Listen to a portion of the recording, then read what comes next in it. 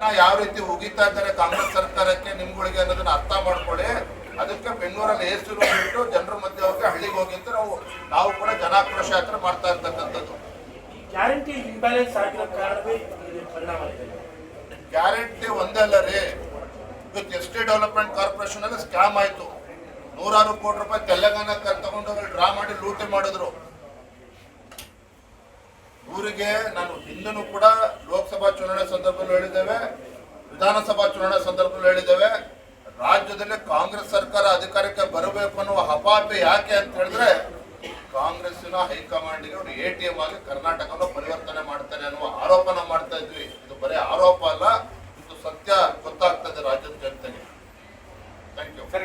ಸರಿ, ತಾವು ಸಿದ್ದರಾಮಯ್ಯ ಅವರಿಗೆ ವಿಪಕ್ಷವಾಗಿ ಏನು ಸಲಹೆನ ಕೊಡ್ತೀರಾ ಈ ಒಂದು ಸಂದರ್ಭದಲ್ಲಿ? ಸಾಕಷ್ಟು ಜನಾಕ್ರೋಶನೂ ನೋಡ್ತಾ ಇದ್ದಾರೆ, ಏನ್ ಸಲಹೆ ಇರುತ್ತೆ ತಮ್ಮದು? 16 ಬಜೆಟ್ ಅನ್ನ ಮಂಡನೆ ಮಾಡಿರ್ತಕ್ಕಂಥ ಒಬ್ಬ ಅನುಭವಿ ಮುಖ್ಯಮಂತ್ರಿಗಳಿಗೆ ಸಲಹೆ ಕೊಡ್ತಕ್ಕಂಥ ದೊಡ್ಡ ಮನುಷ್ಯ ನಾನಲ್ಲ. ಆದ್ರೆ 16 ಬಜೆಟ್ ಅನ್ನ ಮಂಡನೆ ಮಾಡಿದಾಗ್ಲೂ ಸಹ ನಿಮ್ಮ ಸ್ವಕ್ಷೇತ್ರ ಮೈಸೂರು ಜಿಲ್ಲೆಗೆ ಎಷ್ಟು ಕೋಟಿ ಅನುದಾನವನ್ನ ತಂದುಕೊಟ್ಟಿದ್ದೀರಿ? ಹಿಂದೆ ಯಡಿಯೂರಪ್ಪನವರು ರಾಜ್ಯದ ಮುಖ್ಯಮಂತ್ರಿಗಳಿದ್ದಾಗ ಮೈಸೂರಿಗೆ ಎಷ್ಟು ಕೋಟಿ ಅನುದಾನ ಕೊಟ್ಟಿದ್ರು ಮುಖ್ಯಮಂತ್ರಿಗಳು ನೋಡ್ಕೊಳ್ಳಿ ಒಂದು ಬಾರಿ. ಕಳೆದ 20 ತಿಂಗಳಲ್ಲಿ ಒಬ್ಬ ಅನುಭವಿ ಮುಖ್ಯಮಂತ್ರಿಗಳು ನಾನು ತಮ್ಮ ಮೂಲಕ ಕೇಳ್ತಕ್ಕಂಥದ್ದು, ಯಾವ ಹೊಸ ಯೋಜನೆಯನ್ನ ರಾಜ್ಯದ ಜನತೆ ಕೊಟ್ಟಿದ್ದೀರಿ? ಹೊಸ ಅಭಿವೃದ್ಧಿ ಕಾರ್ಯಕ್ಕೆ ಏನಾದರೂ ಚಾಲನೆ ನೀಡಿದ್ದೀರಾ?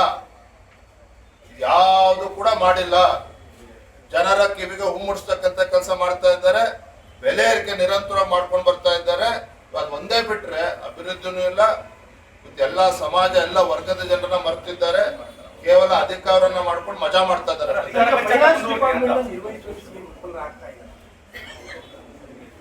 ಮುಖ್ಯಮಂತ್ರಿಗಳು ವಿಫಲರಾಗಿದ್ದಾರೋ ಅಸಹಾಯಕರಾಗಿದ್ದಾರೋ ಅವರೇ ಉತ್ತರ ಕೊಡಬೇಕು.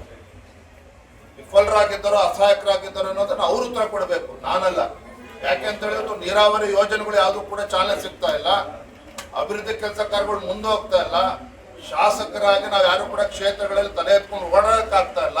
ಇದನ್ನ ನಾನು ಹೇಳ್ತಾ ಇಲ್ಲ, RV ದೇಶಪಾಂಡೆ ಅವರು ಹೇಳಿದ್ದಾರೆ, ಕಾಂಗ್ರೆಸ್ ಪಕ್ಷದ ಶಾಸಕರಾಗಿರ್ತಕ್ಕಂಥ ರಾಜು ಕಾಗೆ ಹೇಳಿದ್ದಾರೆ, BR ಪಾಟೀಲ್ ರವರು ಹೇಳಿದ್ದಾರೆ. ಅನೇಕ ಆಡಳಿತ ಪಕ್ಷದ ಶಾಸಕರು ಮುಖ್ಯಮಂತ್ರಿಗಳಿಗೆ ಮಂಗಳಾರತಿ ಎತ್ತಾ ಇದ್ದಾರೆ. ನಾವು ತಲೆ ಎತ್ಕೊಂಡು ಓಡಾಡಕ್ಕಾಗ್ತಾ ಇಲ್ಲ, ನಮ್ಮ ಕ್ಷೇತ್ರದಲ್ಲಿ ಅನುದಾನ ಕೊಡಿ ಅಂತೇಳಿ ಭಿಕ್ಷೆ ಬೇಡ್ತಾ ಇದ್ದಾರೆ. ಹಾಗಾಗಿ ಇದಕ್ಕೆ ಮುಖ್ಯಮಂತ್ರಿಗಳು ಉತ್ತರ ಕೊಡ್ಬೇಕು, ನಾನಲ್ಲ. ಅಧಿಕಾರ ಕಚ್ಚಾಟ ಮುಂದುವರೆದಿದೆಯಾ? ಕಾಂಗ್ರೆಸ್ ಶಾಸಕರೇ ಡಿಸೆಂಬರ್ DK ಶಿವಕುಮಾರ್ CM ಆಗೋದು ಖಚಿತ ಅನ್ನೋ ಒಂದು ಮಾತು. ಈಗಲೇ ಕಚ್ಚಾಟ ಆಡ್ತಾ ಇರಲಿ, ನಮಗೂ ಸಂತೋಷ, ಅದು ಬೇರೆ ಪ್ರಶ್ನೆ. ಆದ್ರೆ ರಾಜ್ಯದ ಜನರ ಪರಿಸ್ಥಿತಿ ಏನು ಅನ್ನೋದನ್ನ ಇವತ್ತು ಬೆಂಗಳೂರು ಬಿಟ್ಟು ರಾಜ್ಯ ಪ್ರವಾಸ ಮಾಡಿ ಜನರ ಪರಿಸ್ಥಿತಿಯನ್ನ ಅರ್ಥ ಮಾಡಿಕೊಂಡು ಆಡಳಿತ ನಡೆಸುವ ಕೆಲಸ ಮಾಡಬೇಕು, ಅವ್ರ ಕರ್ತವ್ಯ. ಯಾವ ರೀತಿ ಉಗಿತಾ ಇದ್ದಾರೆ ಕಾಂಗ್ರೆಸ್ ಸರ್ಕಾರಕ್ಕೆ ನಿಮ್ಗಳಿಗೆ ಅನ್ನೋದನ್ನ ಅರ್ಥ ಮಾಡ್ಕೊಳ್ಳಿ. ಅದಕ್ಕೆ ಬೆಂಗಳೂರಲ್ಲಿ ಎಸಿ ರೂಮ್ ಬಿಟ್ಟು ಜನರ ಮಧ್ಯೆ ಹೋಗಿ ಹಳ್ಳಿಗೆ ಹೋಗಿ ಅಂತ ನಾವು ಕೂಡ ಜನಾಕ್ರೋಶ ಯಾತ್ರೆ ಮಾಡ್ತಾ ಇರ್ತಕ್ಕಂಥದ್ದು. ಗ್ಯಾರಂಟಿ ಇಂಬ್ಯಾಲೆನ್ಸ್ ಆಗಿರೋ ಕಾರಣವೇ ಪರಿಣಾಮ ಇದೆ. ಗ್ಯಾರಂಟಿ ಒಂದೇ ಅಲ್ಲ ರೀ, ಇವತ್ತು ಎಸ್ಟೇಟ್ ಡೆವಲಪ್ಮೆಂಟ್ ಕಾರ್ಪೊರೇಷನ್ ಅಲ್ಲಿ ಸ್ಕ್ಯಾಮ್ ಆಯ್ತು. 100 ಕೋಟಿ ರೂಪಾಯಿ ತೆಲಂಗಾಣಕ್ಕೆ ತಗೊಂಡೋಗಿ ಡ್ರಾ ಮಾಡಿ ಲೂಟಿ ಮಾಡಿದ್ರು. ಊರಿಗೆ ನಾನು ಹಿಂದೂ ಕೂಡ ಲೋಕಸಭಾ ಚುನಾವಣೆ ಸಂದರ್ಭದಲ್ಲಿ ಹೇಳಿದ್ದೇವೆ, ವಿಧಾನಸಭಾ ಚುನಾವಣೆ ಸಂದರ್ಭದಲ್ಲಿ ಹೇಳಿದ್ದೇವೆ, ರಾಜ್ಯದಲ್ಲಿ ಕಾಂಗ್ರೆಸ್ ಸರ್ಕಾರ ಅಧಿಕಾರಕ್ಕೆ ಬರಬೇಕು ಅನ್ನುವ ಹಪಾಪಿ ಯಾಕೆ ಅಂತ ಹೇಳಿದ್ರೆ ಕಾಂಗ್ರೆಸ್ಸಿನ ಹೈಕಮಾಂಡ್ಗೆ ಅವರು ATM ಆಗಿ ಕರ್ನಾಟಕವನ್ನು ಪರಿವರ್ತನೆ ಮಾಡ್ತಾರೆ ಅನ್ನುವ ಆರೋಪನ ಮಾಡ್ತಾ ಇದ್ವಿ. ಇದು ಬರೀ ಆರೋಪ ಅಲ್ಲ, ಇದು ಸತ್ಯ ಗೊತ್ತಾಗ್ತದೆ ರಾಜ್ಯದ ಜನತೆಗೆ. Thank you. ಸರಿ, ತಾವು ಸಿದ್ದರಾಮಯ್ಯ ಅವರಿಗೆ ವಿಪಕ್ಷವಾಗಿ ಏನು ಸಲಹೆನ ಕೊಡ್ತೀರಾ ಈ ಒಂದು ಸಂದರ್ಭದಲ್ಲಿ? ಸಾಕಷ್ಟು ಜನಾಕ್ರೋಶನೂ ನೋಡ್ತಾ ಇದ್ದಾರೆ, ಏನ್ ಸಲಹೆ ಇರುತ್ತೆ ತಮ್ಮದು? 16 ಬಜೆಟ್ ಅನ್ನ ಮಂಡನೆ ಮಾಡಿರ್ತಕ್ಕಂಥ ಒಬ್ಬ ಅನುಭವಿ ಮುಖ್ಯಮಂತ್ರಿಗಳಿಗೆ ಸಲಹೆ ಕೊಡ್ತಕ್ಕಂಥ ದೊಡ್ಡ ಮನುಷ್ಯ ನಾನಲ್ಲ. ಆದ್ರೆ 16 ಬಜೆಟ್ ಅನ್ನ ಮಂಡನೆ ಮಾಡಿದಾಗ್ಲೂ ಸಹ ನಿಮ್ಮ ಸ್ವಕ್ಷೇತ್ರ ಮೈಸೂರು ಜಿಲ್ಲೆಗೆ ಎಷ್ಟು ಕೋಟಿ ಅನುದಾನವನ್ನ ತಂದುಕೊಟ್ಟಿದ್ದೀರಿ?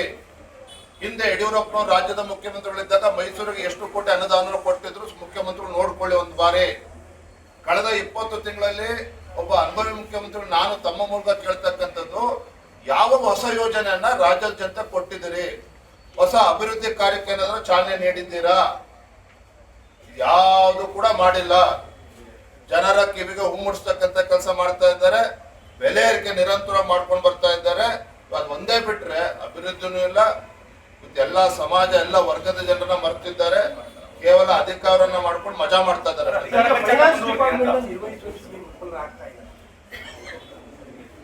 ಮುಖ್ಯಮಂತ್ರಿಗಳು ವಿಫಲರಾಗಿದ್ದಾರೋ ಅಸಹಾಯಕರಾಗಿದ್ದಾರೋ ಅವರೇ ಉತ್ತರ ಕೊಡಬೇಕು. ವಿಫಲರಾಗಿದ್ದಾರೋ ಅಸಹಾಯಕರಾಗಿದ್ದಾರೋ ಅನ್ನೋದನ್ನ ಅವ್ರು ಉತ್ತರ ಕೊಡಬೇಕು, ನಾನಲ್ಲ. ಯಾಕೆ ಅಂತ ಹೇಳಿದ್ರೆ ನೀರಾವರಿ ಯೋಜನೆಗಳು ಯಾವುದು ಕೂಡ ಚಾಲನೆ ಸಿಗ್ತಾ ಇಲ್ಲ, ಅಭಿವೃದ್ಧಿ ಕೆಲಸ ಕಾರ್ಯಗಳು ಮುಂದೆ ಹೋಗ್ತಾ ಇಲ್ಲ. ಶಾಸಕರಾಗಿ ನಾವು ಯಾರು ಕೂಡ ಕ್ಷೇತ್ರಗಳಲ್ಲಿ ತಲೆ ಎತ್ಕೊಂಡು ಓಡಾಡಕ್ಕಾಗ್ತಾ ಇಲ್ಲ. ಇದು ನಾನು ಹೇಳ್ತಾ ಇಲ್ಲ, ಆರ್ ವಿ ದೇಶಪಾಂಡೆ ಅವರು ಹೇಳಿದ್ದಾರೆ, ಕಾಂಗ್ರೆಸ್ ಪಕ್ಷದ ಶಾಸಕರಾಗಿರ್ತಕ್ಕಂಥ ರಾಜು ಕಾಗೆ ಹೇಳಿದ್ದಾರೆ, ಬಿ ಆರ್ ಪಾಟೀಲ್ ರವರು ಹೇಳಿದ್ದಾರೆ. ಅನೇಕ ಆಡಳಿತ ಪಕ್ಷದ ಶಾಸಕರು ಮುಖ್ಯಮಂತ್ರಿಗಳಿಗೆ ಮಂಗಳಾರತಿ ಎತ್ತಾ ಇದ್ದಾರೆ. ನಾವು ತಲೆ ಎತ್ಕೊಂಡು ಓಡಾಡಕ್ಕಾಗ್ತಾ ಇಲ್ಲ, ನಮ್ಮ ಕ್ಷೇತ್ರದಲ್ಲಿ ಅನುದಾನ ಕೊಡಿ ಅಂತೇಳಿ ಭಿಕ್ಷೆ ಬೇಡ್ತಾ ಇದ್ದಾರೆ.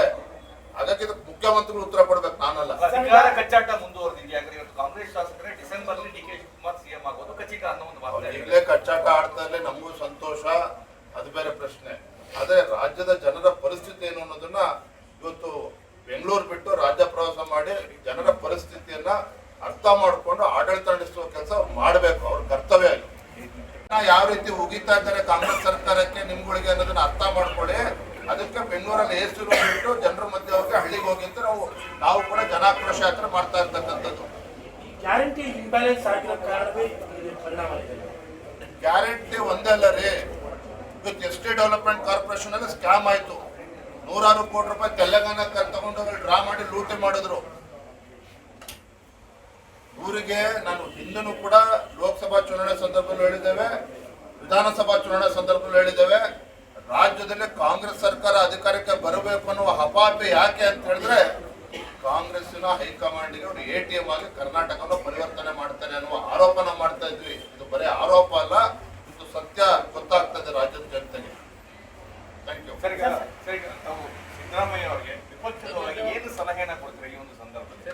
ಸಾಕಷ್ಟು ಜನಾಕ್ರೋಶನೂ ನೋಡ್ತಾ ಇದ್ದಾರೆ, ಏನ್ ಸಲಹೆ ಇರುತ್ತೆ ತಮ್ಮದು? 16 ಬಜೆಟ್ ಅನ್ನ ಮಂಡನೆ ಮಾಡಿರ್ತಕ್ಕಂಥ ಒಬ್ಬ ಅನುಭವಿ ಮುಖ್ಯಮಂತ್ರಿಗಳಿಗೆ ಸಲಹೆ ಕೊಡ್ತಕ್ಕಂಥ ದೊಡ್ಡ ಮನುಷ್ಯ ನಾನಲ್ಲ. ಆದ್ರೆ 16 ಬಜೆಟ್ ಅನ್ನ ಮಂಡನೆ ಮಾಡಿದಾಗ್ಲೂ ಸಹ ನಿಮ್ಮ ಸ್ವಕ್ಷೇತ್ರ ಮೈಸೂರು ಜಿಲ್ಲೆಗೆ ಎಷ್ಟು ಕೋಟಿ ಅನುದಾನವನ್ನ ತಂದುಕೊಟ್ಟಿದ್ದೀರಿ? ಹಿಂದೆ ಯಡಿಯೂರಪ್ಪನವರು ರಾಜ್ಯದ ಮುಖ್ಯಮಂತ್ರಿಗಳಿದ್ದಾಗ ಮೈಸೂರಿಗೆ ಎಷ್ಟು ಕೋಟಿ ಅನುದಾನ ಕೊಟ್ಟಿದ್ರು ಮುಖ್ಯಮಂತ್ರಿಗಳು ನೋಡ್ಕೊಳ್ಳಿ ಒಂದು ಬಾರಿ. ಕಳೆದ 20 ತಿಂಗಳಲ್ಲಿ ಒಬ್ಬ ಅನುಭವಿ ಮುಖ್ಯಮಂತ್ರಿಗಳು ನಾನು ತಮ್ಮ ಮೂಲಕ ಕೇಳ್ತಕ್ಕಂಥದ್ದು, ಯಾವ ಹೊಸ ಯೋಜನೆಯನ್ನ ರಾಜ್ಯದ ಜನತೆ ಕೊಟ್ಟಿದ್ದೀರಿ? ಹೊಸ ಅಭಿವೃದ್ಧಿ ಕಾರ್ಯಕ್ಕೆ ಏನಾದ್ರೂ ಚಾಲನೆ ನೀಡಿದ್ದೀರಾ? ಯಾವುದು ಕೂಡ ಮಾಡಿಲ್ಲ. ಜನರ ಕಿವಿಗೆ ಹುಮ್ಮುಡಿಸ್ತಕ್ಕಂಥ ಕೆಲಸ ಮಾಡ್ತಾ ಇದ್ದಾರೆ, ಬೆಲೆ ಏರಿಕೆ ನಿರಂತರ ಮಾಡ್ಕೊಂಡು ಬರ್ತಾ ಇದ್ದಾರೆ. ಅದು ಒಂದೇ ಬಿಟ್ರೆ ಅಭಿವೃದ್ಧಿನೂ ಇಲ್ಲ. ಎಲ್ಲ ಸಮಾಜ ಎಲ್ಲ ವರ್ಗದ ಜನರನ್ನ ಮರ್ತಿದ್ದಾರೆ, ಕೇವಲ ಅಧಿಕಾರವನ್ನ ಮಾಡ್ಕೊಂಡು ಮಜಾ ಮಾಡ್ತಾ ಇದ್ದಾರೆ.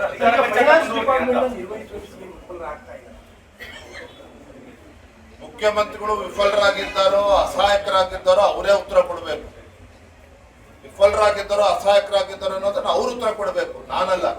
ಯಾಕೆ ಅಂತ ಹೇಳಿದ್ರೆ ನೀರಾವರಿ ಯೋಜನೆಗಳು ಯಾವುದು ಕೂಡ ಚಾಲನೆ ಸಿಗ್ತಾ ಇಲ್ಲ, ಅಭಿವೃದ್ಧಿ ಕೆಲಸ ಕಾರ್ಯಗಳು ಮುಂದೆ ಹೋಗ್ತಾ ಇಲ್ಲ. ಶಾಸಕರಾಗಿ ನಾವು ಯಾರು ಕೂಡ ಕ್ಷೇತ್ರಗಳಲ್ಲಿ ತಲೆ ಎತ್ಕೊಂಡು ಓಡಾಡಕ್ಕಾಗ್ತಾ ಇಲ್ಲ. ಇದು ನಾನು ಹೇಳ್ತಾ ಇಲ್ಲ, ಆರ್ ವಿ ದೇಶಪಾಂಡೆ ಅವರು ಹೇಳಿದ್ದಾರೆ, ಕಾಂಗ್ರೆಸ್ ಪಕ್ಷದ ಶಾಸಕರಾಗಿರ್ತಕ್ಕಂಥ ರಾಜು ಕಾಗೆ ಹೇಳಿದ್ದಾರೆ, ಬಿ ಆರ್ ಪಾಟೀಲ್ ರವರು ಹೇಳಿದ್ದಾರೆ. ಅನೇಕ ಆಡಳಿತ ಪಕ್ಷದ ಶಾಸಕರು ಮುಖ್ಯಮಂತ್ರಿಗಳಿಗೆ ಮಂಗಳಾರತಿ ಎತ್ತಾ ಇದ್ದಾರೆ. ನಾವು ತಲೆ ಎತ್ಕೊಂಡು ಓಡಾಡಕ್ಕಾಗ್ತಾ ಇಲ್ಲ, ನಮ್ಮ ಕ್ಷೇತ್ರದಲ್ಲಿ ಅನುದಾನ ಕೊಡಿ ಅಂತೇಳಿ ಭಿಕ್ಷೆ ಬೇಡ್ತಾ ಇದ್ದಾರೆ. ಹಾಗಾಗಿ ಇದಕ್ಕೆ ಮುಖ್ಯಮಂತ್ರಿಗಳು ಉತ್ತರ ಕೊಡ್ಬೇಕು, ನಾನಲ್ಲ. ಅಧಿಕಾರ ಕಚ್ಚಾಟ ಮುಂದುವರೆದಿದೆಯಾ? ಇವತ್ತು ಕಾಂಗ್ರೆಸ್ ಶಾಸಕರೇ December D K Shivakumar CM ಆಗೋದು ಖಚಿತ ಅನ್ನೋ ಒಂದು ಮಾತು. ಈಗಲೇ ಕಚ್ಚಾಟ ಆಡ್ತಾ ಇರಲಿ, ನಮಗೂ ಸಂತೋಷ, ಅದು ಬೇರೆ ಪ್ರಶ್ನೆ. ಆದ್ರೆ ರಾಜ್ಯದ ಜನರ ಪರಿಸ್ಥಿತಿ ಏನು ಅನ್ನೋದನ್ನ ಇವತ್ತು ಬೆಂಗಳೂರು ಬಿಟ್ಟು ರಾಜ್ಯ ಪ್ರವಾಸ ಮಾಡಿ ಜನರ ಪರಿಸ್ಥಿತಿಯನ್ನ ಅರ್ಥ ಮಾಡಿಕೊಂಡು ಆಡಳಿತ ನಡೆಸುವ ಕೆಲಸ ಮಾಡಬೇಕು, ಅವ್ರ ಕರ್ತವ್ಯ.